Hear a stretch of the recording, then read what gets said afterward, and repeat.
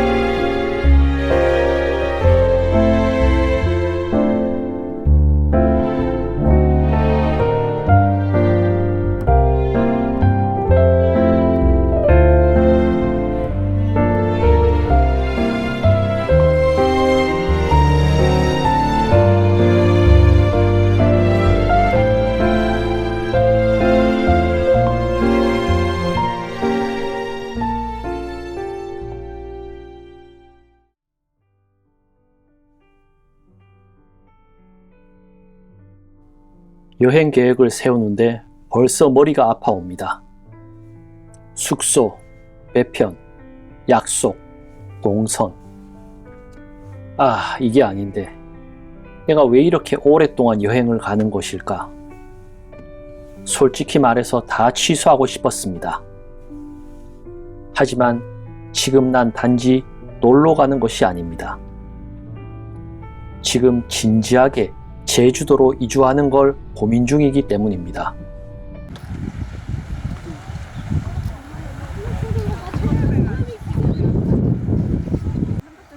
외국을 다녀보면 우리나라가 얼마나 살기 좋은 나라인지 깨달을 때가 많습니다.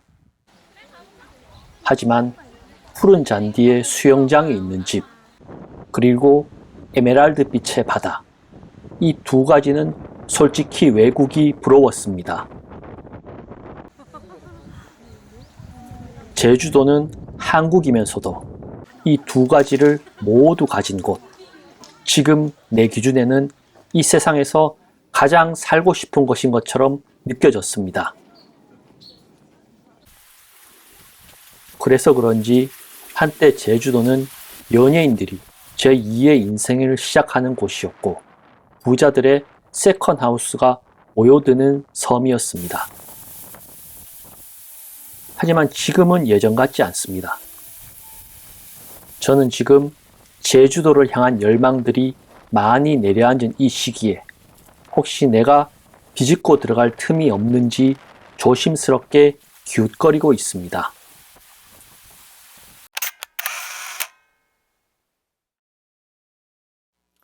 아름다운 섬 제주도에서 오랫동안 살아온 현지인들은 얼마나 행복할까요?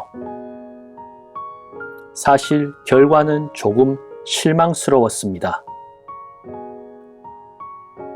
그들의 정신건강은 결코 육지보다 낫다고 말할 수는 없었습니다. 타 지역으로 이주가 지금보다 훨씬 더 어려웠을 옛날에는 이 섬이라는 울타리가 오히려 그들을 구속하는 감옥일 수도 있는 것이죠. 제주도는 한때 조선시대 대표적인 유배지였습니다. 바다 건너 가장 멀고 험한 곳, 한번 들어가면 쉽게 돌아올 수 없는 섬. 제주라는 이름에는 아름다운 만큼이나 고립과 외로움이라는 이름도 함께 들어 있었습니다. 사람은 각자의 성향에 따라 늘 외로움과 편안함 사이에 그 어디쯤을 선택하며 살아간다고 합니다. 혼자 있으면 외롭지만 편안하고 함께 있으면 외롭지 않지만 편안하지 않습니다. 우리가 제주도에서 살 때 얻을 수 있는 장점들이 곧 단점일 수 있는 것입니다. 제주도는 고려의 행정구역으로 완전히 편입되기 전까지 사실상 하나의 나라에 가까웠습니다. 말도 달랐고 풍습도 달랐고 살아가는 방식도 달랐습니다. 그리고 저는 지금도 제주에는 그 이국적인 분위기가 많이 남아있다고 느낍니다. 같은 한국인데 어딘가 조금 다르고 익숙한데도 완전히 낯선 느낌. 아마 그래서 사람들은 제주도를 더 신비롭게 보고 또 더 좋아하게 되는 것 같습니다. 저는 제주도가 일본의 분위기와 많이 닮아 있다고 느낍니다. 어딘가 모르게 어둡고 우울한 것 같지만 그래서 더 매력적이고 그리워지게 만드는 그 무언가. 그 무언가가 무엇일까요? 일본도 제주도도 섬나라입니다. 그들은 거친 바다를 헤치며 삶을 영위해 왔습니다. 제가 제주도에 머무는 기간 동안에도 일기예보는 거의 무용지물이었습니다. 제주 시내에는 비가 와도 서귀포는 맑았고 중산간에는 눈이 내려도 함덕 해변에는 한겨울에도 바다에 들어가는 사람들이 있었습니다. 바다는 예나 지금이나 기회와 위험이 동시에 존재하는 곳이죠. 삶을 영위하게 해주는 수단이지만 또한 아무 예고 없이 가족과 이웃을 데려갑니다. 그러한 슬픔은 개인을 넘어 공동체의 집단적 트라우마로 남습니다. 앞에! 이렇게 앞이라고 소리를 지르는데 뒤에 쳐다보고 육지라면 바다를 피할 수 있는 선택지도 있었겠죠. 산을 넘어서 들을 일구고 다른 마을로 옮겨갈 수도 있었을 겁니다. 하지만 섬은 선택지가 많지 않습니다. 제주도는 농사만으로 삶을 안정시키기 어려운 조건이 많았습니다.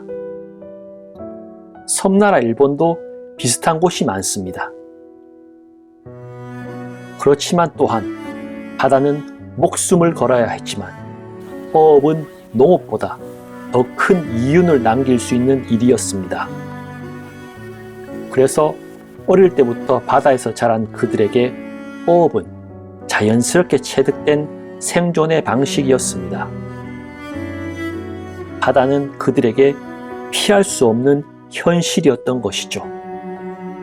좋든 싫든 그들은 자신과 가족을 위해 풍랑이 있는 바다로 나가야만 했습니다.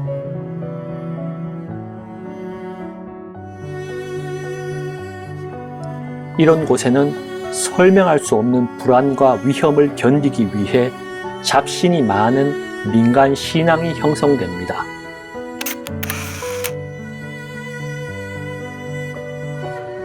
집마다 다른 신, 마을마다 다른 신, 바다, 바람, 돌, 조상, 질병, 출산까지 모든 대상에 신이 존재합니다.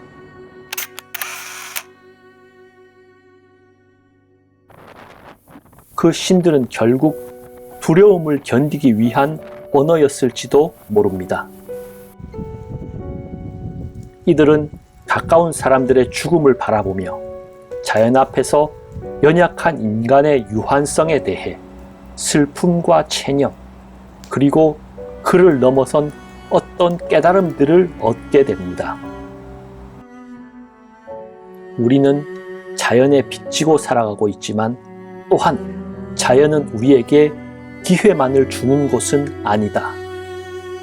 죽음은 늘 우리와 가까이 있다. 그 어둠은 어떤 사람에게는 공포가 아니라 그리움이 됩니다. 그 우울함은 절망이 아니라 살아남은 사람들이 가진 품위일지도 모릅니다.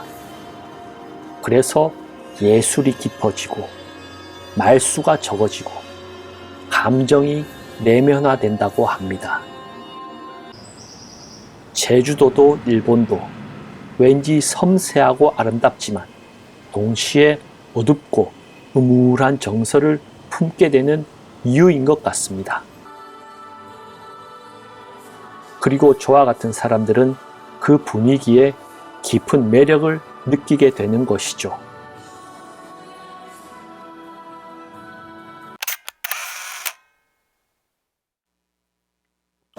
제주도는 세계적인 관광지가 되었고 이미 많은 외지인이 들어와 살고 있습니다. 그래서 제주도에 텃세라는 말을 꺼내는 것 자체가 조금 어울리지 않는 면도 있습니다.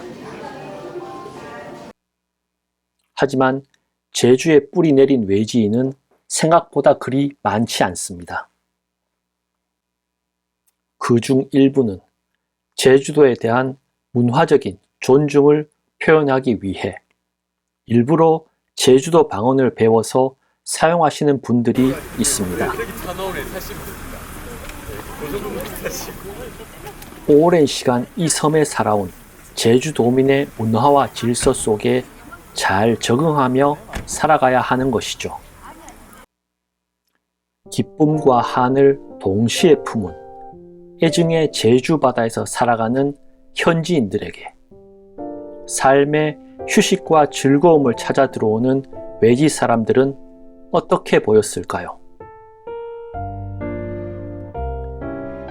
할아버지를 데려간 그 바다 위에서, 아버지가 통곡하시던 그 바위 위에서 누군가는 스노클링을 하고 누군가는 웃고 떠드는 소리를 남긴 채 스쳐 지나갑니다.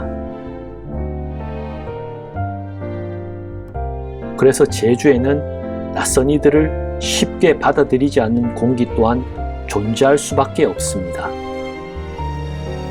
어쩌면 그들의 상처를 지키기 위해 만들어진 조용한 거리감일지도 모르겠습니다. 또한 섬이라는 좁고 깊은 인간관계 속에서 자연스럽게 형성되어 온 문화까지 한 몫을 하게 됩니다.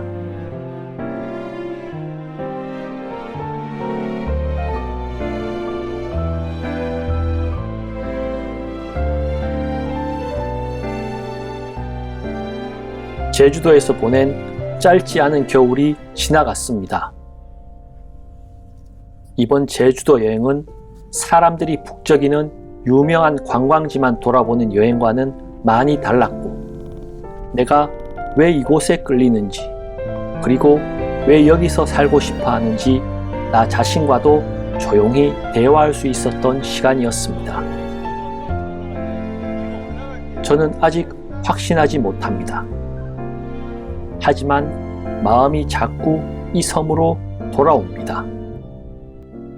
어쩌면 제 인생의 다음 계절은 이곳에서 시작될지도 모르겠습니다.